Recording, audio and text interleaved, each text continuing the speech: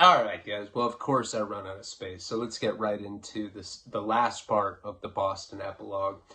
I don't even know why I'm going all into like my homeless period. That could be, I guess, its own series. But I'm pretty sure that I've told you guys before about when I was at this house. You know, this guy tried to kill this girl on PCP. That's like a whole nother story. We did Salvia divinorum, which, you know, a lot of people have done. It's some like herb that they sell at head shops, but it's hallucinogenic, but it's legal. And every time you smoke it, it's like a reliably bad trip. Well, this one particular time I had an amazing trip on there, and it was like guided. We all levitated up this staircase, this group of us holding hands. Bunch of weird stuff happened at this house, you know, which I can go into greater detail. I don't know why I went off in this direction, but one particular thing that was going on is because we were all doing meth. They had neighbors next door, two girls, and they'd always be showering. And from this particular house, from one of the bedrooms, we could look in the bathroom and we could see them showering. I was like, is this legal, guys? They're like, is injecting crystal meth legal, Ryan? Who gives a fuck? And we just look at these girls. It's very perverted. Anyway, this went on for like 5-6 days while we're living there. One day, I don't know what, you know, I just was coming down, needed alcohol.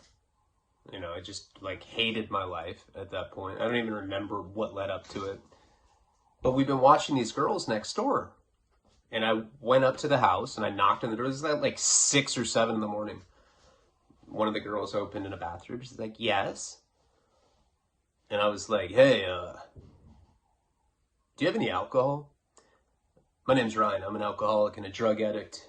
And I'm out of alcohol and I need some or I'll die.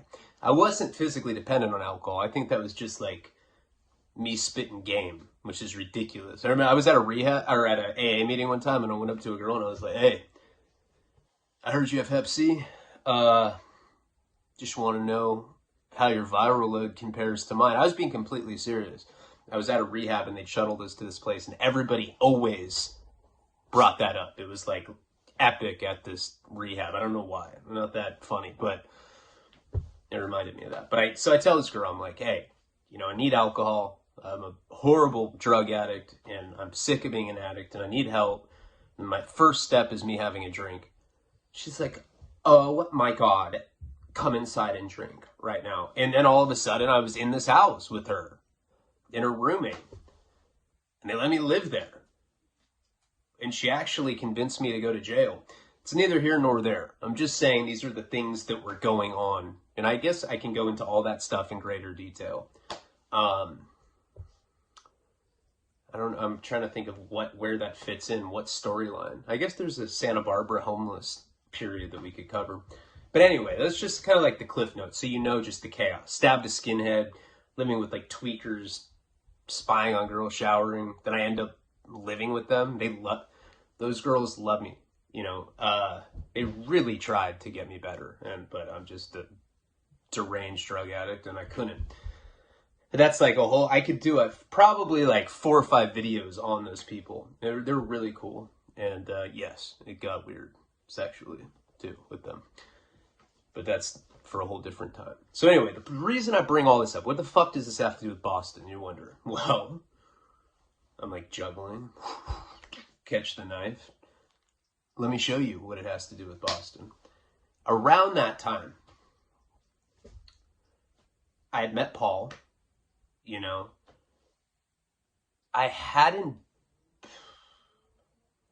maybe I had burned him. I don't know. I just remember that like this girl had taken me to his house. I don't know what had happened so long ago. But one thing I do remember happening, this is probably now months of this. Couch surfing, homeless, running out of the courtroom, all that, you know, living with Pablo, whatever. My friend Max was always good friends with Kate. That was like my one guy friend that she really liked. She probably wanted to suck his dick. I'm like, hey, do you want to suck Max's dick? kind of poo-poo daddy. Why? Oh, I don't know. I'm not even mad. Tell me more stuff like that. You guys know what happens when she tells me stuff like that. It just builds up in my mind. Well, anyway, they were pretty close. And while all this chaos is going on, crazy shit, I'm stabbing people, I'm fucking up in communal drug tents where like dudes are sucking each other's dicks. Just weird ass shit. That's in the Florida series. And I'm in and out of jail. I don't even remember like how it all went down, but eventually I ran away, you know, and went to Florida. But before all that, in this period of homelessness, Max was one of those people that would let me sleep in his car. That was going on like 3 years ago. You know, I still had homies that were like, hey man, my chick doesn't like you. You always leave cum stains on the toilet bowl, but you can sleep in my whip tonight. Love you, dog. You know, Karina's best friend would let me sleep in her car. I don't wonder why. I made totally like not piece of shit decisions my whole life. I wonder why I have to sleep in cars. My parents live in some nice house and I can't even be at their place. All the furniture's like chained to the floor. No, that's not that severe, but figuratively it was at certain points. So this guy Max, I'm hanging out with him. I got a great story. I'm going to save that for a whole... God, now I'm like remembering a lot of stuff. I never told the car story where we stole like 2 ounces of pure cocaine and went into like the worst psychosis I've ever been in. Or is it torrential rain? We were playing the car game. Does that ring a bell? Somebody comment. I don't remember if I've told that story. I'm getting to the point of this video. I'm sorry. This is a meandering one. At one point, because I'm still hanging out with him, he's got some sort of SUV at the time. I think a Ford Explorer. He's living with his girlfriend, who I hooked him up with. These were like these were like family to me. And one day I'm smoking weed with him. And he tells me that he heard from Kate. We're just smoking a bowl and he's like, hey man, it's probably like 5 or 6 months later. He's like, yo, I heard from Kate, man. I was like, did she say she wanted to suck your dick? He's like, no. She wanted to know how you're doing, but she said, do not give you her number under any circumstances. And I was like, well, you're my homeboy. You're going to give me your number, right? He's like, yeah, for sure. Here, I already wrote it down for you. Get it, player. You know, I was like, all right, cool. And back then, you could leave messages where, like, you press a number, you know, if you're satisfied with your message, press 2 and send or whatever the fuck it is. But there was an option where you could play it back. I'm smoking crack and I'm listening to it over and over, like this message that I left her, trying to get it perfect, probably for like hours. That happens when you're on coke, you know, you get stuck on uppers. I remember just listening to this loop, you know, and I was like, oh, I don't know. Maybe I should say this instead. And then I try like something else, but like fuck up one word. It just went on and on and on. Finally, I send the message. Don't hear back.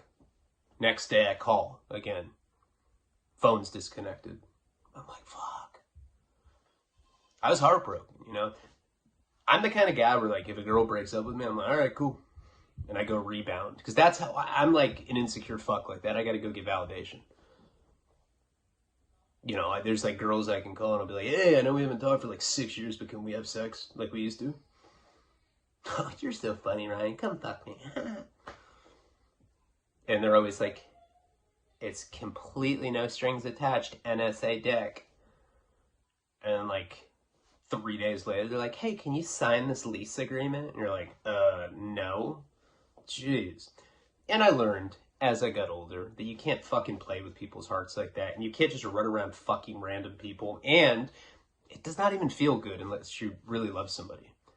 You know, at least not for me.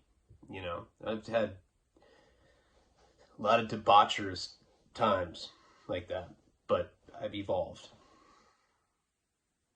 So sometime in that, it's so hard to know the timeline exactly, but it was right before the Mike Virgin thing. We had found out that this kid, high school kid, I think, maybe a college kid. His mom had like millions of dollars worth of jewelry in this safe in her closet. And like somehow we knew the combination for the safe. It was like me, Jeff, and my other friend, the one that my parents adopted. And we were going to go to this party and do this jewel heist. We were so fucking lame. We like got like, you know, board games and like made like maps. We're like, okay, at 0600, you're going to do the Decoy, Leone. All right. Yeah. You know, we planned it out. We thought we were in a movie or something. We were going to go steal millions in jewelry. I don't even remember how that came to be or why we were doing that. But that was like our thing. And that's common with drug addicts. You have like this, you're going to go hit this one big lick and everything's going to be hunky-dory after that. Everybody has that delusion. I don't know anybody that's hit one lick and is all good from it. And I know people that have done some crazy... I could do a whole fucking series on just people doing heists and stuff. I know a lot of people that have gotten away with them. That might not be a good idea to do a series on. But anyway. We end up going to this party. Now, we're strung out like lab rats at that time. Not quantity-wise. Kind of like how I was talking about in Albuquerque. We just had to do like a gram a day to stay normal, you know, just to get well and to function. But the problem with that is now you're dealing with two polar opposites. You're normal and you're shitting yourself, dope sick.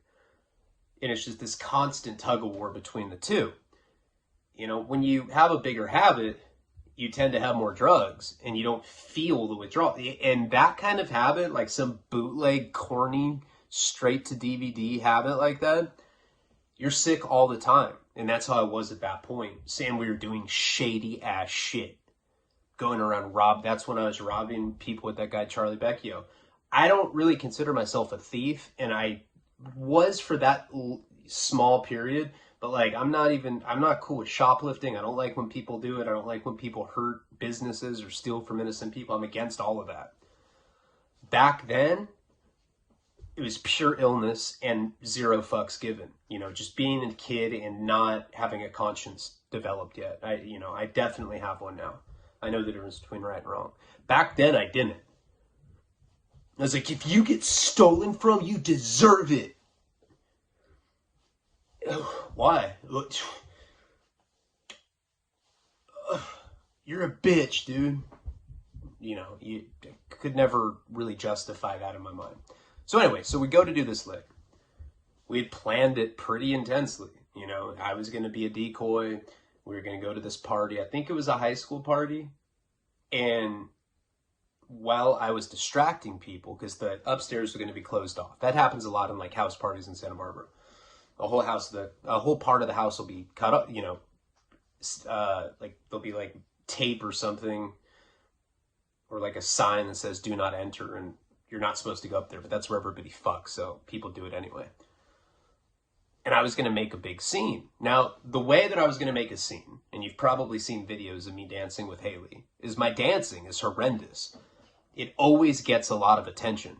So the plan was to go to this party, for me to dance like a fool, because everybody will just stop what they're doing and watch me, because I'm just so I just don't care. You can see that with the Haley thing. It's exactly what I was doing. There's actually a picture of me from this party, you know. And so we get there, and I'm kind of like mingling around, whole plan. We're like walking into it, you know. We like leave for a second, come back, whatever the case was. I remember we had already been there, and then we went back. And on the second time back, I get a phone call. Phone call's from a blocked number. And I pick it up on my cell phone. I'm like, hello? And she's like, hello. And I was already drunk. We'd been drinking. That was the thing. We'd gone into the party. We'd started drinking.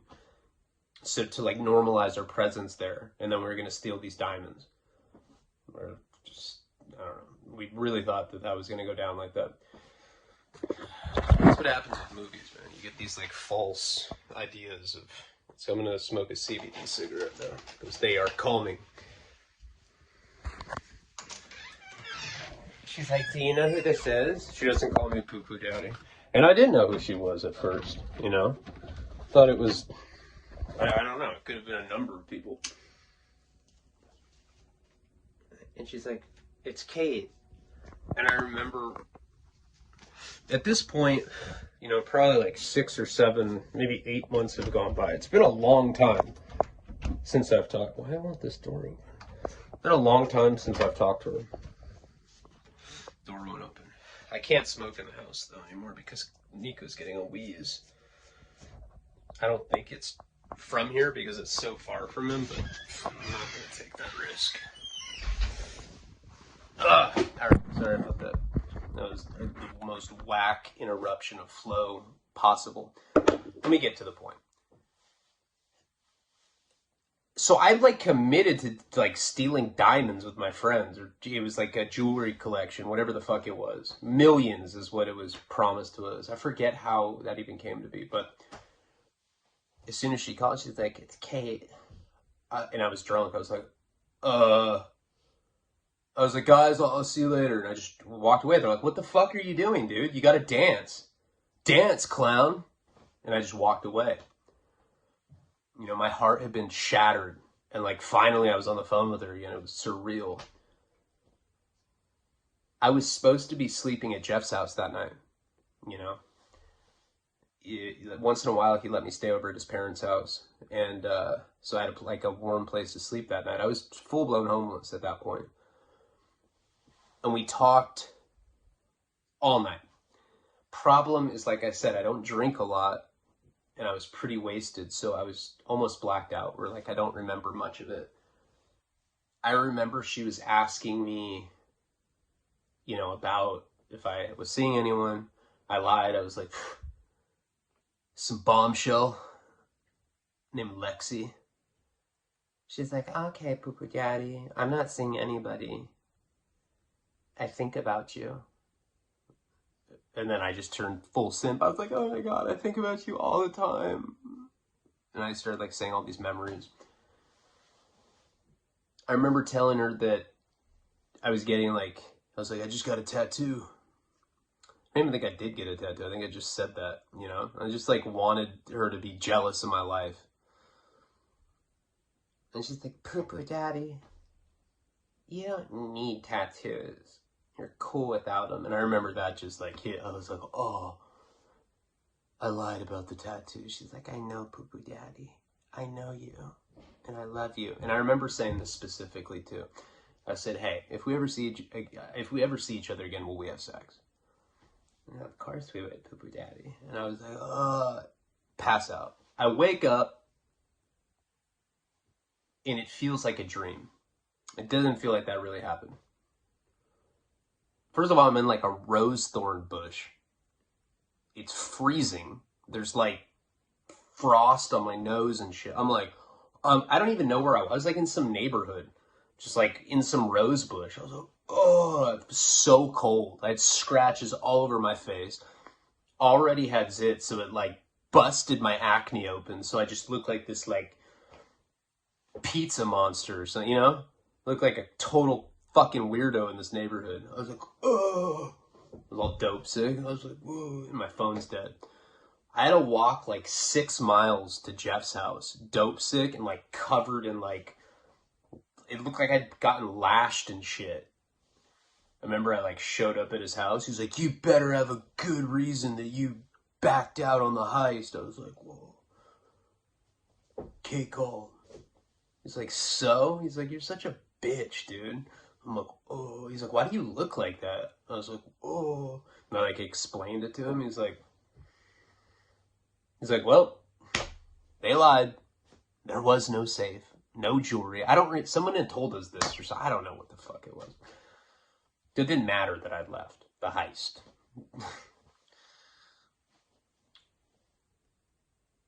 And in my mind, I was like, did it really happen? You know, did I really have that conversation? Plugged my phone in, checked. I had like on my call log a 4-hour call with an unknown number. I was like, damn, it really happened. You know, time goes on.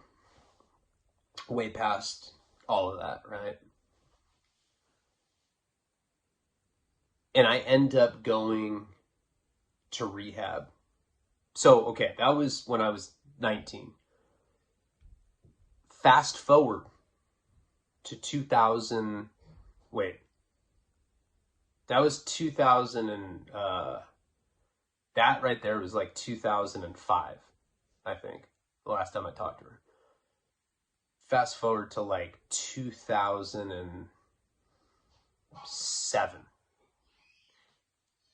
Right after I had moved to Monterey and my parents had sent that guy and he saw me in bed with like my own shit and piss and Cookie Crisp all over me. That time when my dad got me Vicodin and put me on a plane to Florida,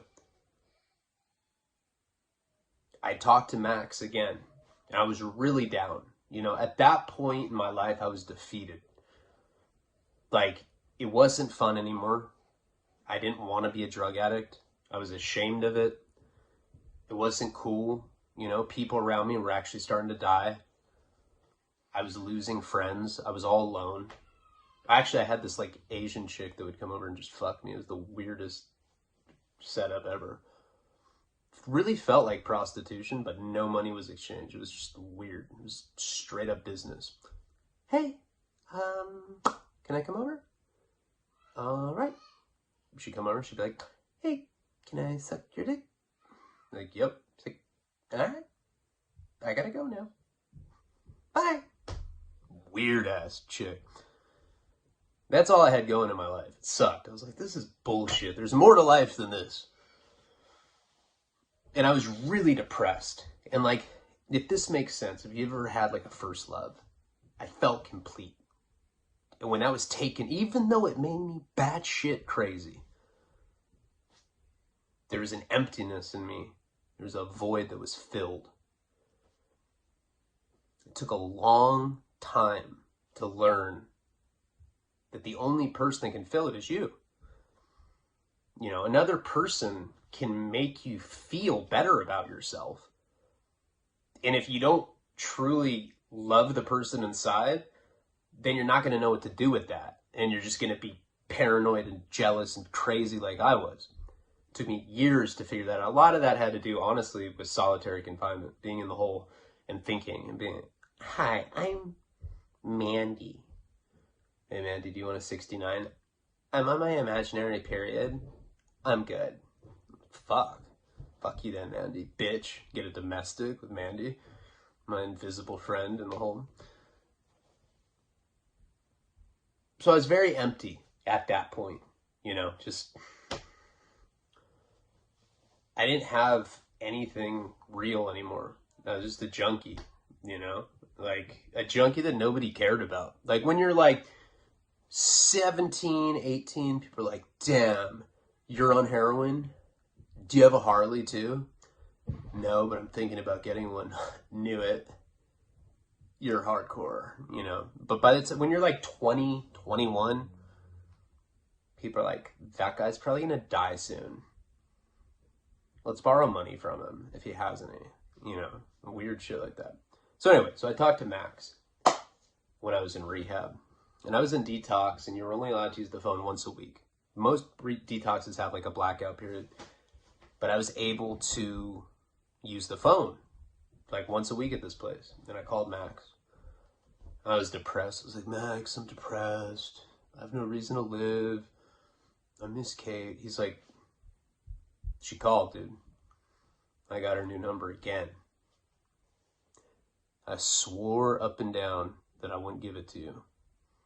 I was like, well, are you going to give it to me? He's like, of course. So he gives me your number. I'm at this rehab, this detox where I can only check or use the phone once a week or whatever. I call, ring, ring, ring, ring, voicemail. It's a cell phone. This time I don't really practice what I'm going to say. So it's not disingenuous. It's just straight from the heart. And I just apologize, but it was a genuine, since it wasn't like I'm trying to get you back, self-serving, none of that. It was like, hey, I'm really sorry for what I did to you. I really did love you, and it hurts me that I hurt you. And I'm all alone now, and I hate the person that I am, but I feel like I deserve it. This is the number, you know, if you want to, this is my cell phone number, blah, blah, blah. Yeah, I was using a payphone, but the reason we give cell phone numbers is so that people can leave messages. Like I said, you can only use it once a week. I was only at this rehab, or detox, 8 or 9 days, I think. But I was there a full week. I know that for sure. I think 8 or 9 days, like I said. And so I kick, you know. It's a medical detox, so it's not a horrible kick. It's still not fun. You know, the emotional aspect of it's pretty shitty. You feel really bad about yourself. Beat off a lot. Beat off and think about beating off. And so I go check the phone the next time I have access to it, a week later. And I call my cell phone voicemail, and she'd left a message. And she's like, "Hey, poo-poo daddy." She called me poo-poo daddy. She's like, "Poo-poo daddy, you sounded so sad. And I wish I could be there with you," you know, and she goes on to pretty much tell me that she does care about me and that I'll always have a place in her heart, you know, but we were toxic for each other and that I knew that. But she knew that the reason it was toxic is because I was just so passionately in love. And right there, that was closure. You know, it's not, I don't know, we were both just objectively looking at it, and I got closure. I never talked to her again. That was in 2007. Fast forward. Now we're in 2013. So now I've gone to federal prison for 5 years for my involvement with the cartel, which sounds horrible on paper. You ever been convicted of a felony? Just pimping and selling drugs for cartels. Nothing crazy. What about you? Oh, no? All right. I got good people skills, though. What up? Oh, I'm not a good fit. Okay. All right. You want a Xanax? I'm selling these now. But 2013, I get out. Right? Now, when you're in prison, it's interesting. I do this when I'm in prison. A lot of guys do this. You start thinking about every woman you've ever been with. You make a list. You're like, all right, I'm going to have my homie on the outs contact her and try to rekindle a flame. Because you're in prison. It's like fishing. Eventually somebody will write you and be like, "Oh my God, hey, I have a boyfriend now, fuck you," or whatever it is. It's actually how the second time I went to prison, that worked. You know, I was writing someone I'd wanted for a long time, and it worked. First night out was the best get out night besides this last one with Karina and Nico. That was a great night. That was the best night. It was one of the best nights of my life, I'd say, for sure.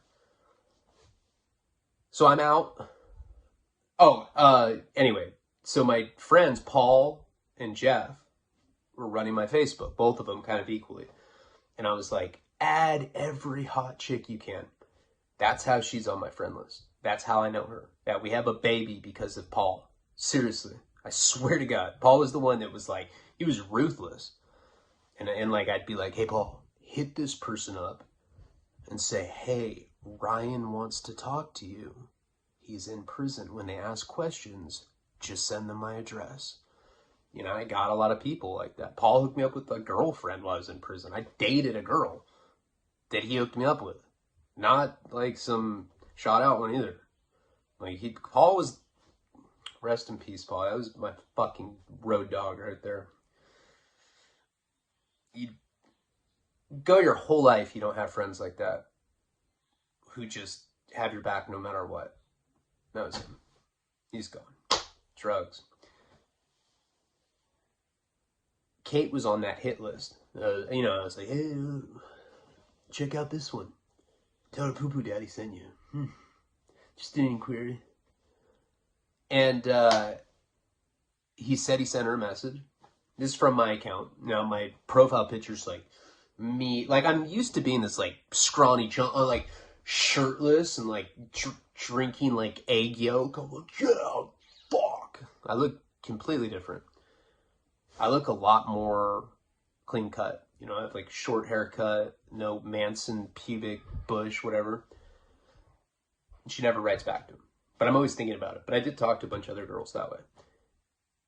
I get out, you know, and I'm in the halfway house in Hollywood. You weren't allowed to have cell phones there, but like everybody snuck them in. And I had like some shitty one that I bought for like $40 off some Southsider. He's like, yeah, dog, it fucking pages too, fool. Check it out, fool. Camila, send this vato a fucking page. Oh, female, fool. Female fucking vibrations, dog. So, but it would get you on the internet. It was really slow. Like, porn was so frustrating. Because I'm one of those guys that, like, can't stay on one video. I have to, like, fucking... Oh, I like the way she looks at him in that one. Ooh. Oh. Bleached buttholes. Add this to my reading list. And so you know, I'm out. I'm in Hollywood. I have, like, a really clean-cut profile picture. I'm very healthy. I'm a year sober. Feeling really good, and I have somewhat sanity left, and I find her. She looks the exact same. Hey, poopy daddy, exact same. But see, it was never about looks or whatever for me. I'm not that kind of guy. Like I can look past that. It's like a deeper thing than just looks. I'm not saying she's ugly. I'm just saying that at that point, standards had changed quite a bit, you know. I don't know. I was like in good shape, and I didn't smell like shit. I didn't smoke crack. I shaved my pubes. Nobody ever told me that. I didn't have siblings. I had girls sucking my dick for years. Like, ew, it's stuck in my teeth. I didn't know you're supposed to shit. Now I look really young. If I didn't have tattoos on it, you'd probably think I was not 35. And so I messaged her. And I said, hey, you look the exact same. Instantly blocked. Boom! It was like a fucking explosion. My computer's like mocking me. Hey, hey, hey. Goodbye. I was like, what the fuck? Like, call Facebook. I'm like, I'm sensitive. This sucks. Couldn't get a hold of her. You know? Fast forward again.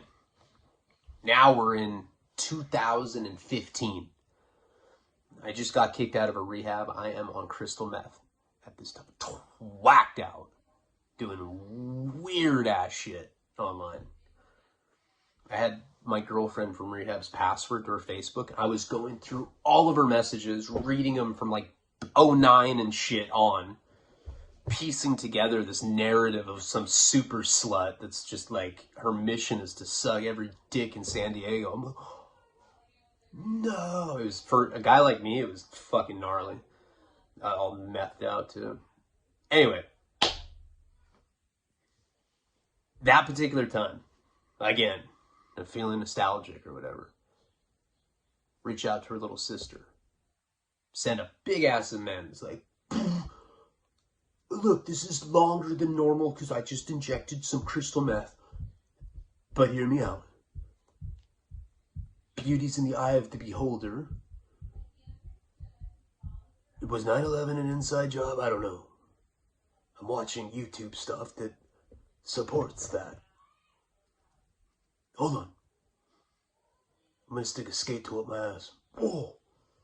It fucking feels good. I'm doing like this stream of consciousness. I swear, I'm not even joking. Like, I don't know if I'm saying this shit about sticking stuff up my ass, but I'm like talking about conspiracy theories, and I'm like, yeah, fucking, and this makes sense. So then I'm thinking that like maybe there's a chance that we can reconcile. Like, if you can get, here's my phone number, here's my email address, blah, blah, blah, blah, blah. Blocked. And that's that.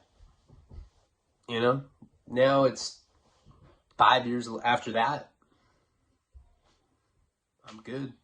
I got all I need. I got a woman I love that loves me back. got a beautiful baby. I don't verbally abuse her.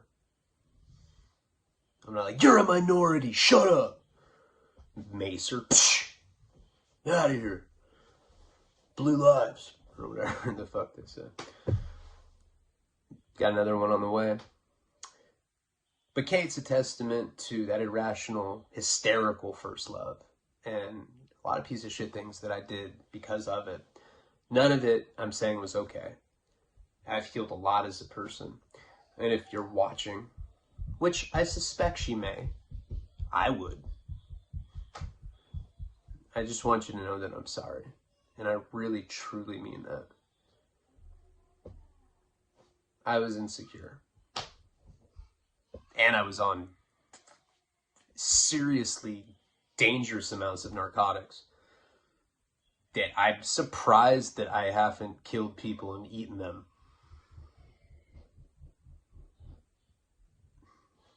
I don't know. I don't think people do that on drugs. Maybe. Bath salts. But I'm sorry. And I hope you can forgive me. And having a kid of my own now makes me understand the human condition a hell of a lot more. And I can definitely own up to the shit that I did. And I'm sorry. Jeez, what a way to end this on a fucking downer. I don't know what she's up to. Who knows? I've Googled. I cannot find her. No idea where she is. I haven't looked her up for a long time, but, you know, I don't know. I can't find her. I hope she's well. And I hope that her dad gets the karmic justice that he deserves. Child molesters are the bottom of the fucking barrel. Even below a bargain peckerwood like me. There's nothing worse than a chomo. And it breaks my heart that he would do that to her. And that concludes the Boston series. These last two videos were for the $20 tier. Kind of more monologue-ish, but longer form.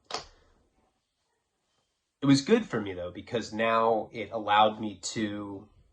I was like, oh, shit. Like, I don't think I've told the stories about, like, you know, when my friend Max robbed the veterinarian clinic for ketamine. What other stuff did I think? Car. When we... Oh, my God, that shit was wild. A bunch of stuff happened in that period that I had forgotten about. That car shit was wild. I want to try to do a psychedelic video today for the $10 tier as well. But anyway, guys, Nico's got speech therapy right now. Want to be involved with that. I love you, and I appreciate you. Bye, poo-poo daddy. Palabra.